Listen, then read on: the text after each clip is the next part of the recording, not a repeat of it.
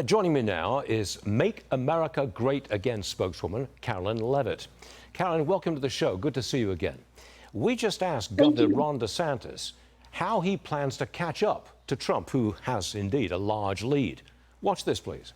The media does not want me to be the candidate. I think that they've tried to create narratives that somehow the race is over. We've worked really hard to build the type of organization in places like Iowa, New Hampshire, South Carolina that you need to actually be able to win these early contests. As people know that I will beat Biden, and they know that I will actually deliver on all these issues and beat the Democrats. Karoline, I have to tell you, you surely saw this, the governor did not attack Trump. He didn't attack Newsom of California. He is not in attack mode at this point.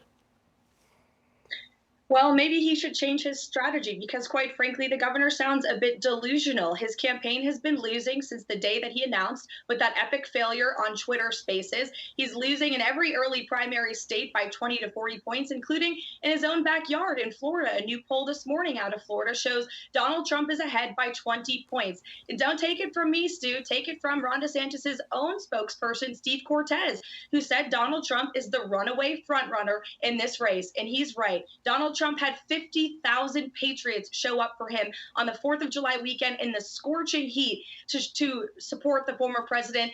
He's not only winning with Republican primary voters, but he's also beating Joe Biden in the RCP average. He is the leading frontrunner in this race in both the primary and the general election because the American people know their lives were a heck of a lot better under Donald Trump. Okay. He renegotiated NAFTA. He cut taxes and regulation. He secured the border. He stood up for our law enforcement. He made China pay $28 billion to the farmers in Iowa, a state he's leading by 32 points. Governor DeSantis doesn't have a chance in this race. We need to rally around Donald Trump so we can take this fight directly to Joe Biden and the far left Democrats. Right. Well, consider this attack on Trump from Chris Christie. He's really ramping up attacks on Donald Trump. Now he's questioning the size of the former president's campaign rallies, to which you just referred. Watch this, please. Roll it.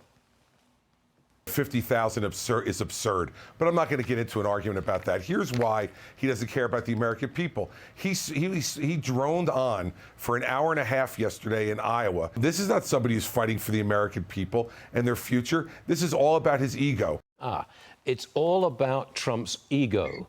Well, you're a Trump supporter. Respond to it, please.